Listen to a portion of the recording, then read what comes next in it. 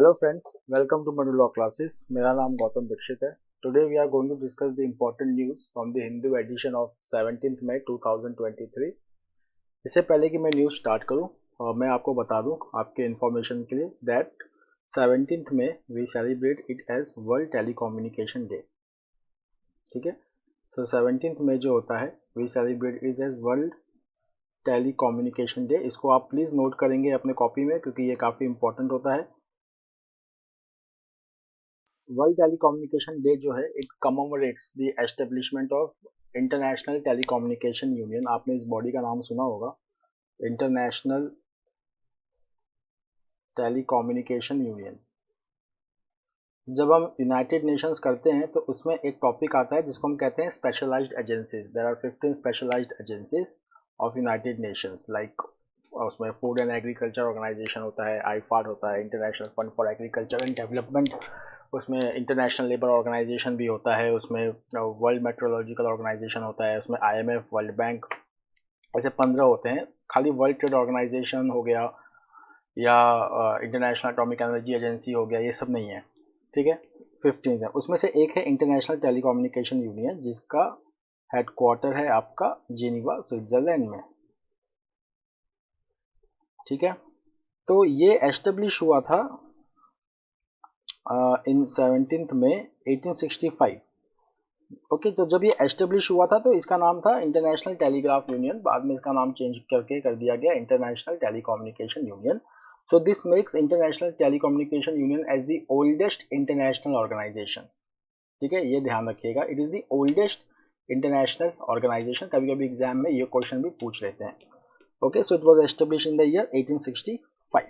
Fine. So to commemorate the establishment of International Telecommunication Union, we celebrate 17th May as World Telecommunication Day. Now, in the comment box, please write me that who is the current Secretary General of International Telecommunication Union and who is the first female Secretary General of International Telecommunication Union. The next news अब हम लेते हैं. पहला news जो हम थोड़ा सा ले लेंगे, that is monsoon to set in over Kerala on June 4 says Indian meteorological department. तो यहाँ पे आप हम जानते हैं सबसे पहले मानसून हमारे देश में केरला में आता है. ये जो मानसून है ये कौन सा मानसून है? ये मानसून है साउथ वेस्ट मानसून. ठीक है, ये दो ब्रांच में होता है, एक तो होता है अरेबियन सी ब्रांच, दूसरा होता है बे ऑफ बंगाल ब्रांच. ठीक है, सो ये जो साउथ वेस्ट मानसून है it is now going to hit Kerala on June 4th. ठीक है, फाइन. सो यहाँ पर आप देखेंगे जो आईएमडी ने अप्रैल में फोरकास्ट किया था कि India will receive a normal monsoon during June September season, though there will be 96% of long period average.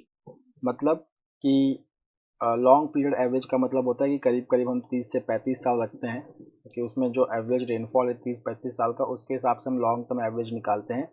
तो उसका 96% मतलब 4% डेफिसिट होगा. बट देन ऑल्सो ये कैटेगरी जो होती है नॉर्मल रेनफॉल में ही मानी जाती है. स्काईमेट ने जो किया था प्रेडिक्शन वो 94% का किया था. आईएमडी ने जो किया है वो 96% का किया है. Fine. Now what is this long term average? So the long term average represents the average monsoon rainfall over India of 89 centimetre. तो कभी कभी ये इन्फॉर्मेशन भी एग्जाम के लिए काफ़ी इंपॉर्टेंट होता है कि एवरेज मानसून रेनफॉल जो है इंडिया में वो कितने का है, कितने सेंटीमीटर का है. तो प्लीज़ इसको याद रख लीजिए, इट इज़ 89 सेंटीमीटर. उसके बाद ये जो 4% डेफिसिट आ रहा है, मतलब 96% और 100 के बीच में 4 का जो डिफरेंस है, that is mainly because of El Nino. तो what is this El Nino? So El Nino जो होता है it is a cyclical phenomenon. इसको हम ऐसे भी कहते हैं एल नीनो सदर्न ऑस्किलेशन. तो इसका जो पार्ट होता है El Niño and La Niña. whenever we have El Nino in Central Pacific Ocean, it means there will be less rainfall, and whenever we have La Nina, it means we have more than normal rainfall in India. Okay, means South Asia.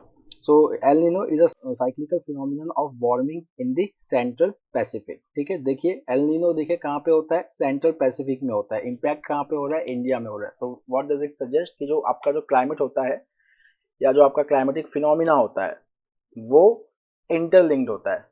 ठीक है, central Pacific में कुछ हो रहा है और उसका जो इम्पैक्ट है वो इंडिया में हो रहा है. ठीक है, so that is important. Fine. तो एल नीनो में अगर आप देखेंगे तो ये क्वेश्चन भी बहुत आता है. तो यहाँ पे जो आप पेरू चिली देखेंगे, पेरू चिली वाला साउथ अमेरिकन वाला पार्ट, तो यहाँ पे नॉर्मली एक कोल्ड करंट बहता है जिसको आप कहते हैं हम्बोल्ट करंट। ये हम्बोल्ट करंट जो है ये कोल्ड करंट होता है। बट एल नीनो में क्या होता है, because of weakening of trade winds, so this area becomes warmer which changes the climatic pattern across the globe. अब हम आते हैं मेघालय में, ठीक है। अब ये न्यूज़ क्या आ रही है, that is matrilineal Meghalaya, Khasi council order on father surname sets off war of words in matrilineal Meghalaya. तो Meghalaya it is one of the north eastern states, ठीक है, फाइन। तो यहाँ पे अगर आप देखेंगे तो there are certain hills like Garo, Khasi, Jaintia, ठीक। अब हम यहाँ से बात किसकी कर रहे हैं, खासी की। अब ये सोसाइटी कैसी है, मैट्रीलिनियल। मैट्रीलिनियल का मतलब एक होता है पैट्रियार्कल, एक होता है मैट्रीलिनियल। मैट्रीलिनियल का मतलब माँ का नाम चलता है, ठीक है। तो यहाँ पे जो खासी काउंसिल का ऑर्डर है कि अब फादर का सरनेम यूज होगा, तो definitely it has caused the ruffles in the matrilineal society of Meghalaya. So there is a tribal council's order not to issue a ST certificate to any Khasi person who adopts the surname of her or his father has triggered a war of words in matrilineal Meghalaya. तो एक tribal council का order है कि हम schedule tribe certificate उन लोगों को नहीं इशू करेंगे who adopt the surname of her और हिज फादर, ठीक है, क्योंकि मैट्रीलिनियल सोसाइटी है, ठीक है. So that is the issue over here. So the Khasis, who are numbering about 1.39 lakh, are one of the 3 indigenous matrilineal community in the northeastern state, and the other 2 are Garos and Jaintias, जैसे कि मैंने आपको बताया. Fine, ये 3 hills भी हैं मेघालय में. कभी कभी एग्जाम में क्वेश्चन भी आता है कि गारो, खासी, जैंतिया कहाँ पे हैं, तो दीज आर इन मेघालय, ठीक है. इनको जो है north east extension of Deccan plateau माना जाता है, who are separated by Malda fault. चलिए, so if you see that order which is given by KHADC, okay, Khasi Hill Autonomous District Council, so it says that it directed the headmen of all villages and urban localities across the Khasi domain not to issue ST certificates to those who adopt their father's surname instead of sticking to tradition by taking their mother's clan name. Okay, so this is the thing. Now हम आते हैं lineage act पे. तो section 3 and 12 of खासी hills autonomous district खासी social custom of lineage act 1997 which says that only those following the custom of using their mother's surname will be identified as Khasi. तो ये एक act भी है इनका. That is, it says that we cannot use the surname of the father as we are a matrilineal society. This is applicable to the area and every other Khasi region, says KHAD Chief Executive Member Titto Starwell Chyne. तो इनका एक act भी है, lineage act, जिसके अंदर ये लिखा है कि that they have to follow the social custom. So now KHAD is saying that we are committed to the preservation and protection of age old tradition of the community, that is matrilineal society. तो यहाँ पे देखिए what is the tradition, बड़ा interesting है. That is mandatory for any Khasi woman who marries a non-Khasi needs to obtain the Khasi tribe certificate for applying for the ST certificate for her children. ये भी एक वहाँ पे वो है कि अगर कोई खासी वुमेन है who marries a non-Khasi, she has to obtain the Khasi tribe certificate for applying for ST certificate for her children also. अब यहाँ पे जो मेंस राइट एक्टिविस्ट्स हैं, now they are fighting for switching over from matrilineal to the patrilineal system since the 1960s. अब हम एक थोड़ा सा एडिटोरियल के में देख लेते हैं, ठीक है. एडिटोरियल जो आज है एक तरीके से हमारा रिवीजन ही कराएगा, तो हम इसको थोड़ा सा देख लेते हैं. So now we are talking about trade, ठीक है. ट्रिपिंग ट्रेड, हमारा ट्रेड जो है नीचे जा रहा है. कल भी हमने ये डेटा देखा था कि जो हमारा एक्सपोर्ट है वो भी नीचे जा रहा है और जो हमारा इम्पोर्ट है वो भी नीचे जा रहा है, ठीक है. इसका जो एक रीज़न है वो है एक्सटर्नल फैक्टर, ठीक है.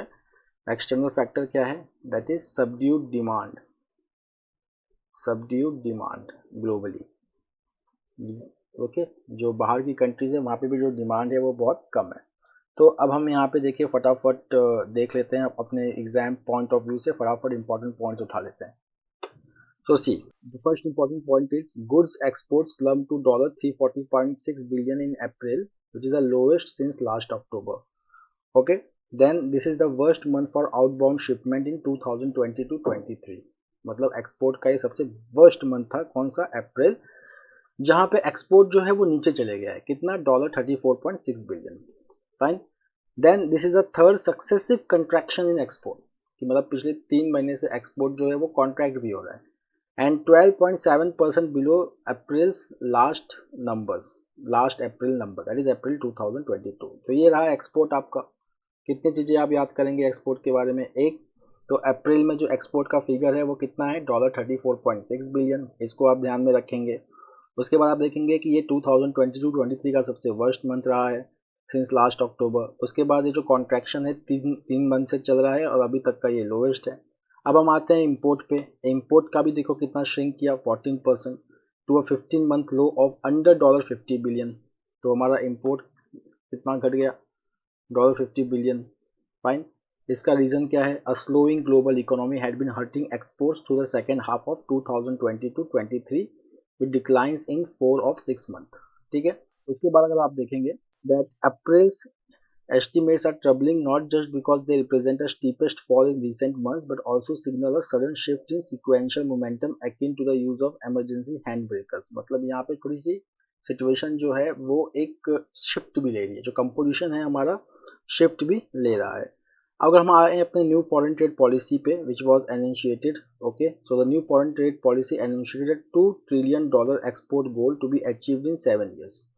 ठीक है, तो हमें को नेक्स्ट 7 years में कितना गोल अचीव करना है? $2 ट्रिलियन एक्सपोर्ट का। ठीक है, और जब स्टार्टिंग में हुआ है तो कॉन्ट्रैक्शन से स्टार्ट हुआ है। Okay, so if you will see यहाँ पे main reluctant European and North American markets are only expected to speed up goods orders by September for the festive season while services exports that have held up through the recent trade turmoil may slow too। Then this is the main reason. उसके बाद मतलब कि main क्या है कि north American markets में और European markets में जो डिमांड है वो अभी पिकअप करने के लिए बाकी है। ठीक है। उसके बाद फिर will see that India must use this lag period to review its overall trade stance, the reliance on few large markets and pursue greater integration with global value chains and multilateral trading arrangement. तो इसका solution भी देखो ये बता रहा है क्या है कि हमें पहला क्या है? Diversification of markets.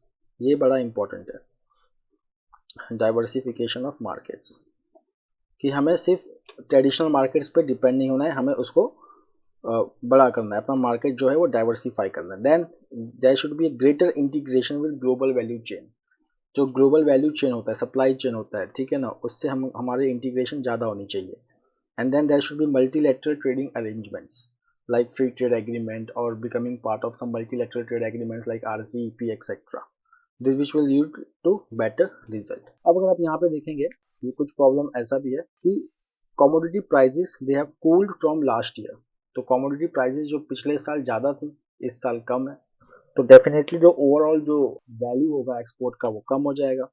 That is one of the reason. देन China is opening up the economy that may have prompted a global trade growth fast hike for 2023 from WTO, but recent Chinese data have been underwhelming about the recovery movement। इसका मतलब कि China में जो recovery है it is slower then expected. Fine. उसके बाद अगर आप देखें कि इंडिया से जो मैक्सिमम जो एक्सपोर्ट्स हमारा कौन सा बहुत अच्छा होता है, तो देखिए petroleum products, gems and jewelries। Okay, so these are some of the important commodities which are exported from India। Then the next is weaker by the year। तो यहाँ पे हम बात कर रहे हैं रेसिप तैयब एर्दोगन का, जो टर्किश प्राइम मिनिस्टर है since last 20 years and now he is on the way to win his next 5 year term। So if you will see that यहाँ पे हिज अपोजिशन का भी नाम इम्पोर्टेंट है, that is Kemal Kilicdaroglu. So he is a minor former bureaucrat who promised to arrest Turkey's slide towards authoritarianism and fix its economy। So means Turkey is also facing the economic turmoil। अब हम अगर preliminary results देखें तो mister Erdogan has one 49.5% of the vote, that is less than 50% of the vote in presidential election. और उसके बाद जो उनके ऑपोजिशन हैं वो 44.9% जो हैं वो जीते हुए हैं।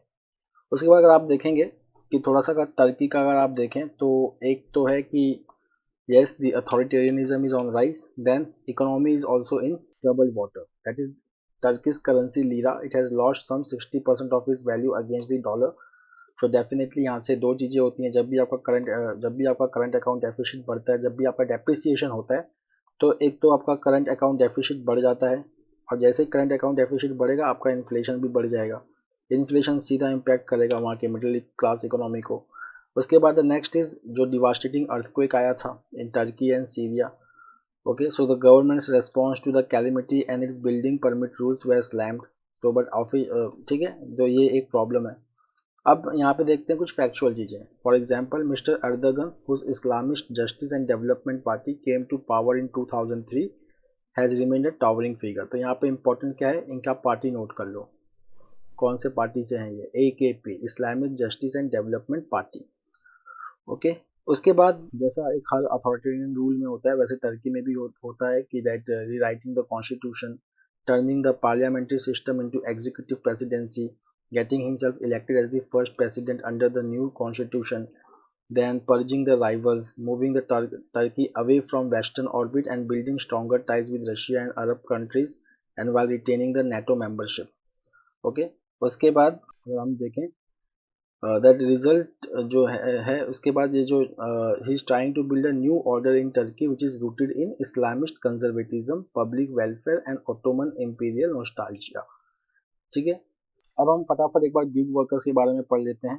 गिग वर्कर्स, ठीक है, गिग वर्कर्स तो ये क्या होता है, they are not covered in the traditional employer employ relationship. They are not covered under traditional employer employ relationship.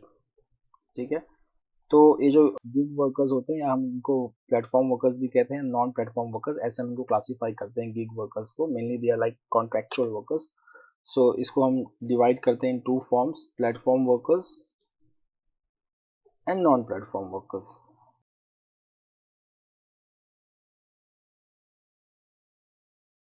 ठीक है, तो इनका प्रॉब्लम क्या होता है कि कोई भी कंपनी गिग वर्कर्स को, फॉर एग्जांपल प्लेटफॉर्म वर्कर्स को, they register themselves as independent contractors. तो जैसे ही हम इनको as a independent contractor register किए, तो इनका जो एम्प्लॉयज़ बेनिफिट है वो चले जाता है। जो बाकी एम्प्लॉयज़ को जो बेनिफिट मिलता है under various legislation, they are not entitled to it. So अब जो है इनके लिए भी सोशल सिक्योरिटी ज़रूरी है।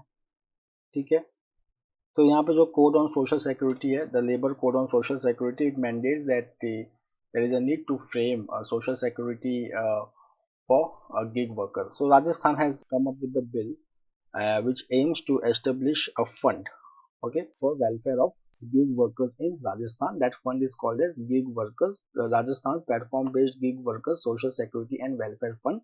इसका जो पैसा आएगा वो कहाँ से आएगा, 2% of sales on every right. So यहाँ पे अगर देखेंगे, the code mandates platforms to share 1 to 2% of their share revenue for this new schemes. Okay, but यहाँ पे अगर आप देखेंगे कि कुछ चीज़ें ऐसी हैं जो है वो छूट जाती हैं। जैसे कि मैं हाइलाइट्स अगर आपको बताऊं इस एडिटोरियल का, तो ये कुछ इस तरीके से है। जी, the Rajasthan platform based gig workers welfare board aims to deliver social security benefits to between 3 to 4 lakh workers in the state. ठीक है, अब अगर हम स्टेट कोड की बात करें, the code on social security, it gives state labour ministries the mandate of choosing from a narrow bucket of programmes on provident fund, employment, injury benefit, housing, educational schemes for children of workers, skill upgrading, and funeral assistance. But there are certain key protection schemes which can only be started and funded by the central government, and which can decide which states will get the central schemes, their duration, and what kind of gig and platform workers will be eligible for schemes and programs. इस पे work करने की ज़रूरत है। अब ये कैसे schemes होने चाहिए, जैसे कि life and disability cover, health and maternity benefits, old age protection, education. So this can only be started and funded by the central government. तो ये स्कीम्स जो हैं, कुछ स्कीम्स स्टेट गवर्नमेंट तो प्रोवाइड कर सकती है, बट जब कुछ कॉम्प्रिहेंसिव स्कीम्स है वो सेंट्रल गवर्नमेंट ही प्रोवाइड कर सकती है, जिसके ऊपर वर्क करने की ज़रूरत है। ठीक है, now coming to a data from related to maternal health care. जैसा कि आप जानते हैं, sustainable development goal 3 which aims for health for all.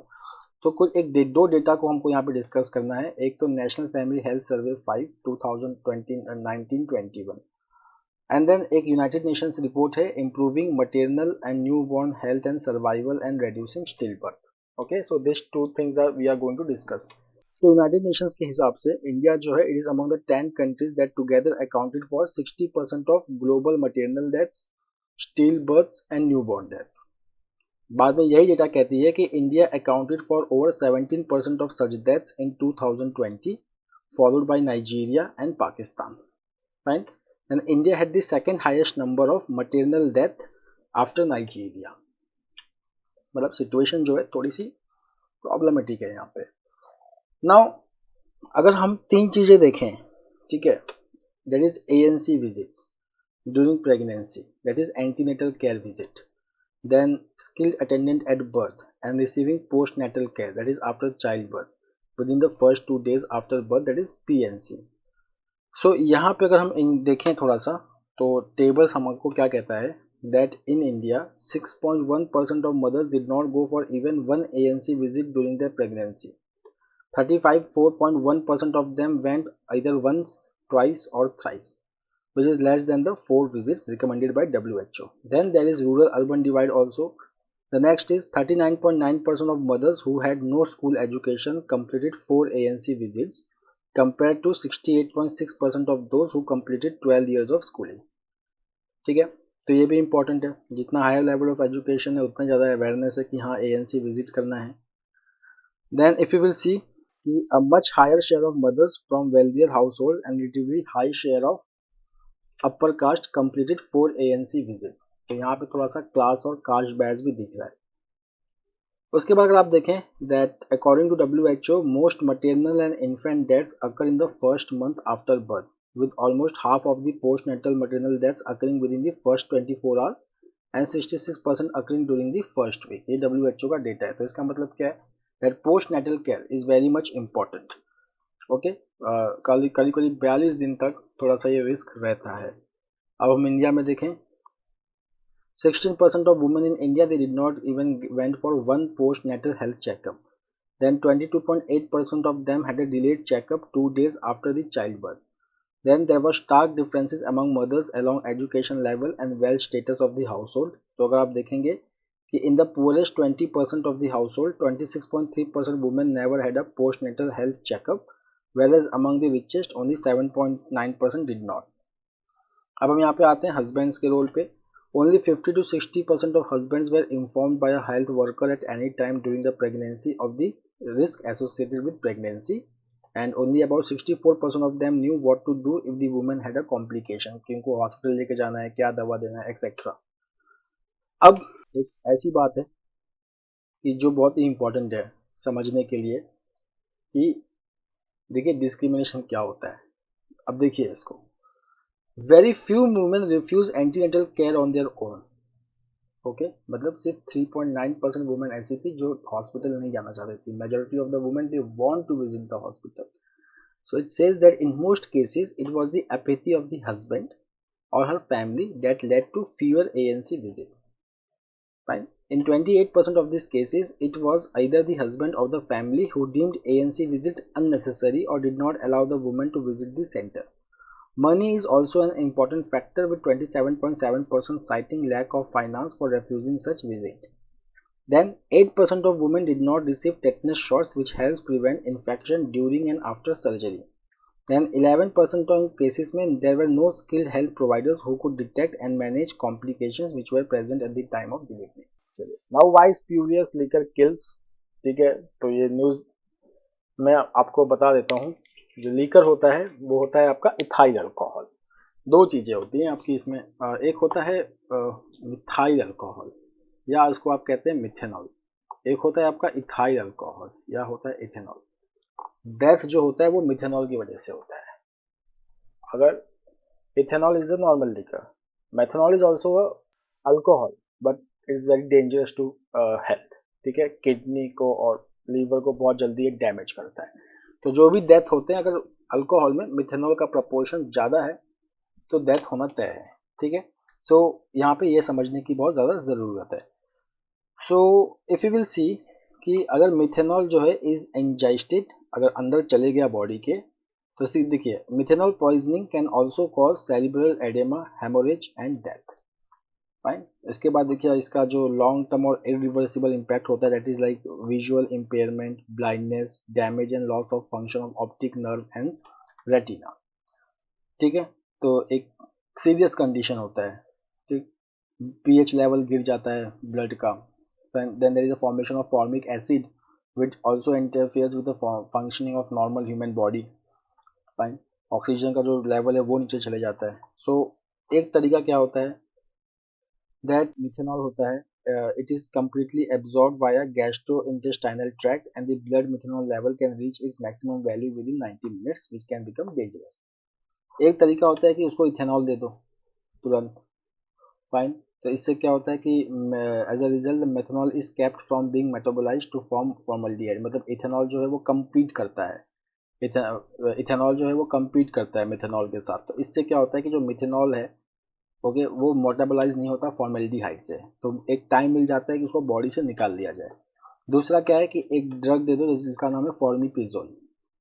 ठीक है, तो ये क्या करता है कि ये एडीएच एंजाइम का जो मैकेनिज्म है जो मिथेनॉल को मेटाबोलाइज करता है उसको स्लो कर देता है, विच reduces the formation of formaldehyde.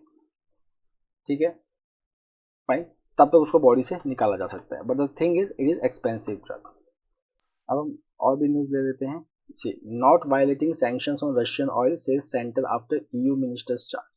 तो ईयू के जो फॉरेन मिनिस्टर हैं Josep Borrell, he has said that Europe should not permit the entry of refined petroleum products from India that are made from Russian oil. तो ये क्या चल रहा है एक्चुअली, तो एक Finland based think tank report है which says that India is leading the 5 countries which includes China also that are laundromats who buy Russian oil and sell refined products to European countries। ठीक है, तो G7 ने एक price cap लगाया है Russian oil के ऊपर, कितना $60 पर बैरल।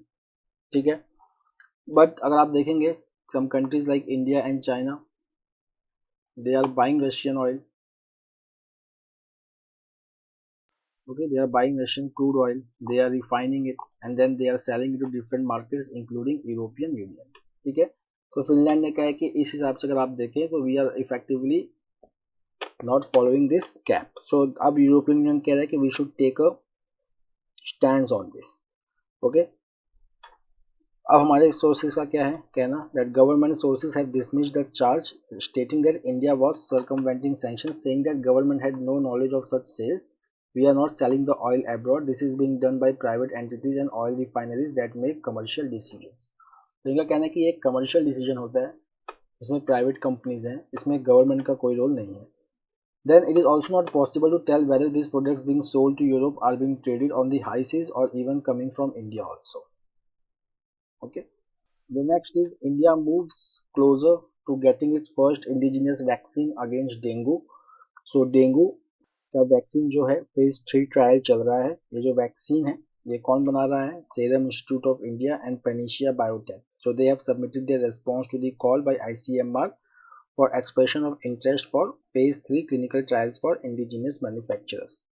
तो अगर आप देखें दैट डेंगू करीब 100 से 400 मिलियन इन्फेक्शन हर साल होता है। 80% are generally mild and asymptomatic. In 2019, the World Health Organization identified dengue to be one of the top 10 global health threats। अब क्या है कि अभी जो है there is no specific treatment for dengue or severe dengue, so there is an urgent need to develop the vaccine। So once the vaccine is developed, then we can control the dengue। The next is appointment, that is Manoj Soni takes charge as chairman of UPSC। So Manoj Soni, who is a former vice chancellor of 2 universities in Gujarat, was sworn in as the chairman of Union Public Service Commission। So he was already serving chairman in charge since April 2022। He had joined the UPSC as a member in 2017। Then he is a monk of the Anupam Mission, a branch of Swaminarayan movement। So he has served as the vice chancellor of MS University of Baroda and then Dr. Baba Saheb Ambedkar Open University in Gujarat। The next from economic telecom bill expected to be finalized by July। So जो telecommunication bill है which is going to make India a global hub in telecommunication, so that is going to be finalized by July। That is called as Indian Telecommunication Bill। So friends, that's all for today. We will meet tomorrow again with a daily Hindu analysis. Till then, have a nice time. Take care. Thank you.